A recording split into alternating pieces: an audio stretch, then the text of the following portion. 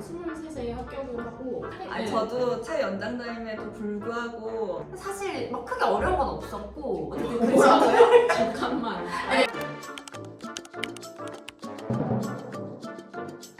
그 영광의 기록을 저희가 가져왔습니다. 안녕하세요.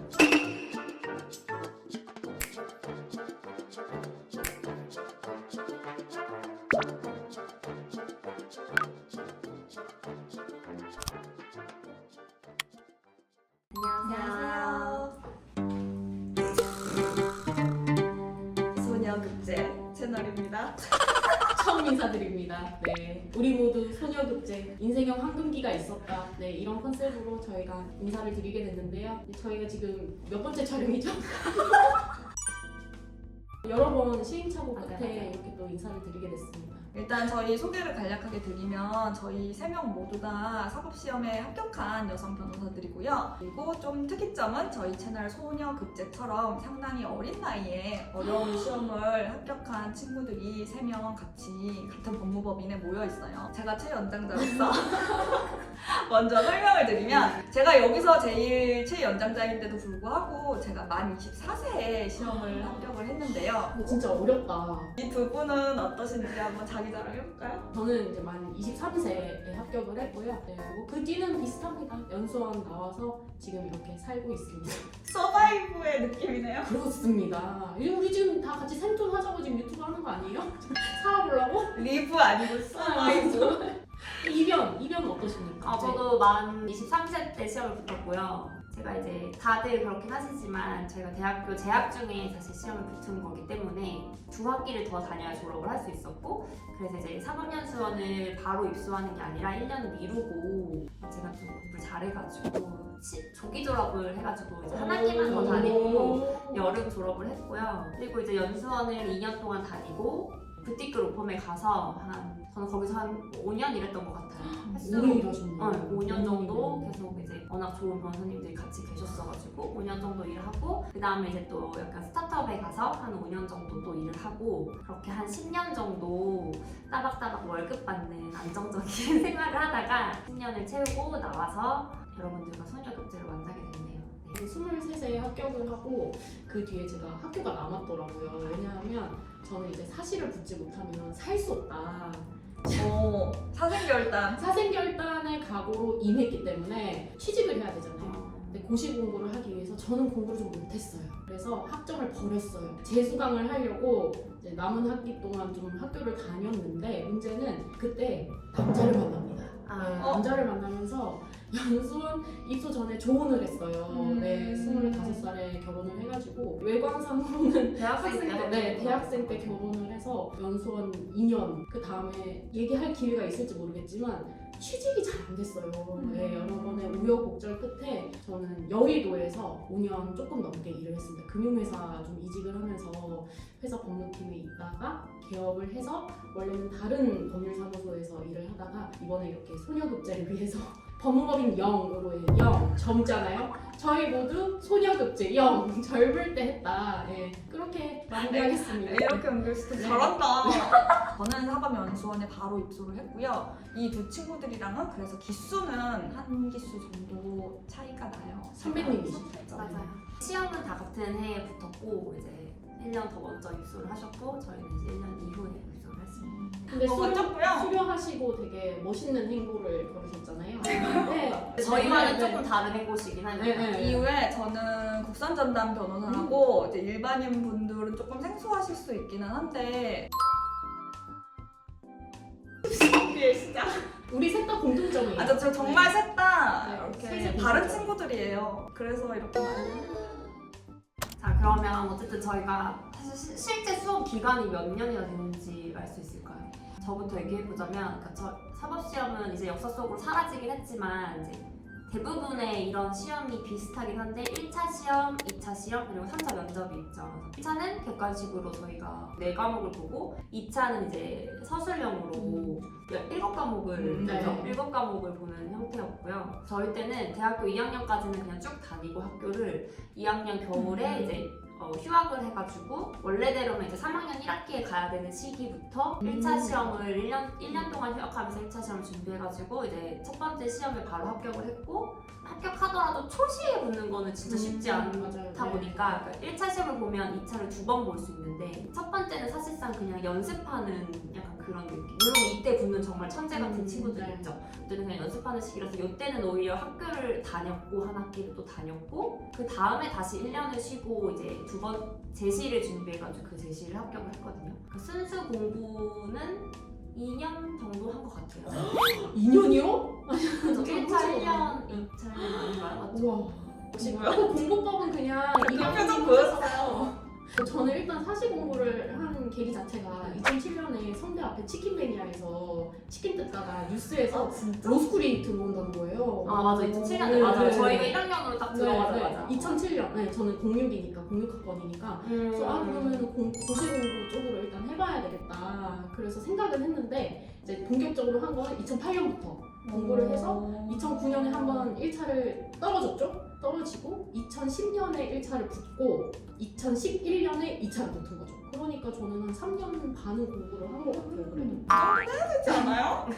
이 사람 참 너무 쉬운 인생을 살아왔는데? 아니 뭐 다르시네요. 정말 클래스가 다르신 분 이렇게 같이 만나뵙게 돼서 영광이에요. 나 너무 장수생이다.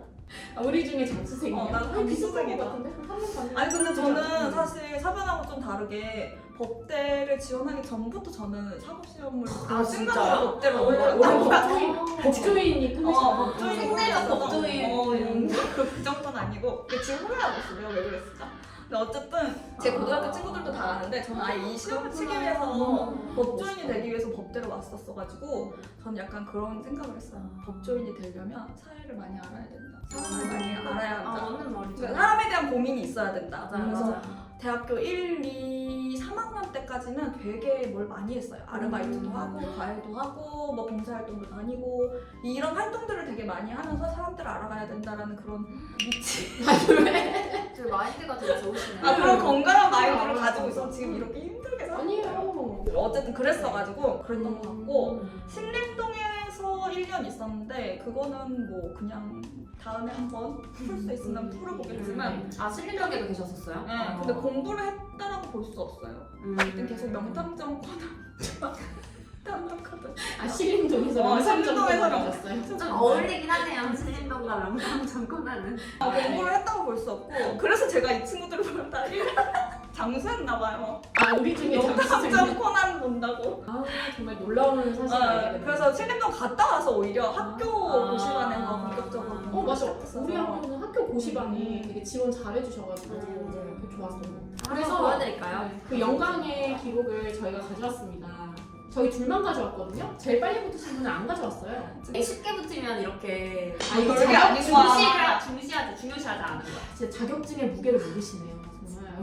저는 이것도 갖고 있어요. 한자 면접 볼 때 주는 이름표예요. 그것도 저는 빼서 아직까지. 이거 갖고 있는 사람 처음 봤어요. 네. 왜냐면 이게 제 인생에서 가장 큰 최대 업적이죠. 업적. 네, 최대 저희 이제 인생의 최대 업적이죠. 네, 사법시험. 그렇기 때문에. 그 이후로는 마땅히 뭐 없이 계속 하드 특별히 가르치 뭐 없이 막 자꾸 면접 떨어지고 면접 떨어지고 면접장 나와서 울고 일단 이렇게 어린 나이에 제가 이제 장수의 입장에서 되게 궁금하긴 하거든요. 어떻게 그렇게 쉽게 시험을 합격할 수 있었나. 근데 사실 뭐 시험 종류에 따라서 조금씩 달라지긴 하겠지만 그래도 시험이라는 본질은 같잖아요. 좀 이른 나이에 굉장히 어려운 시험을 합격하신 분들의 조언이 조금 도움이 되실 수도 있을 것 같아서 이렇게까지 해봤다. 이렇게까지? 저는 그냥 닥치는 대로 했는데 근데 이게 너무 추상적이긴 한데 예를 들면 그냥 책을 들고 다니면서 장소를 계속 옮겨 다니면서 했어요. 밖에 사람들은 너무 재밌어 보이고 너무 즐거워 맞아. 보이잖아요. 특히 또 학교에서 공부를 하면 축제 기간인데 막 UV 나와가지고 막 노래를 하는데 나도 그 노래 좋아하는데 그때 이제 참으면 안 돼. 그래서 참지 않고 책을 가지고 민소법 책을 가지고 나와서 가로등 있잖아요. 공시를 가로등. 거기에 책 이렇게 비춰가지고 이렇게 보면서 집중이 되든 안 되든 내가 뭔가를 하고 있다는 생각이 드니까 그 기간을 좀 버틸 수 있었던 것 같아요. 이게 환기를 계속 시키면서 끊임없이 그냥 그렇게 했었던 것 같아요. 그러다가 안 되면은 그냥 소주 한 잔 먹고 아 그죠. 이렇게 왔다 갔다 하면서 약간 했었던 잊어야 것 같아요. 돼. 네, 잊어야 돼. 근데 제일 이제 조기 하셨던 조기 합격하신 우리 영재. 근데 이제 약간 1차랑 2차랑 약간 다르잖아요. 1차는 사실 객관식이고 2차는 이제 서술식인데 저는 1차는 좀 사실 막 크게 어려운 건 없었고 뭐라고요? 잠깐만. 근데 저는 2차는 진짜 어려웠어요. 2차는 진짜 어려웠는데 1차는 막 크게 어려운 건 없었고 근데 이제 진도별 모의고사를 맨날 따라가기 사실 되게 힘들잖아요. 앞에 책을 두고 계속 이제 밥을 먹으면서 그렇게 공부를 계속 했었고 저는 막 특별히 공부 방법이라기보다는 그 이제 하루에 정한 양은 무조건 지켰어요. 제가 정한 제가 정한 그게 어떨 때는 진도일 때도 있었고 어떨 때는 그 스타벅스의 시간일 때도 있었는데 공부가 되든 안 되든 아까 말씀하신 것처럼 이게 내 머리에 들어오든 안 들어오든 일단 그 양은 지켰어요. 그게 바로 영재 그죠. 비결이다. 이렇게 자기가의 약속을 지키지 못한 명장 청구. 아니, 1년 더.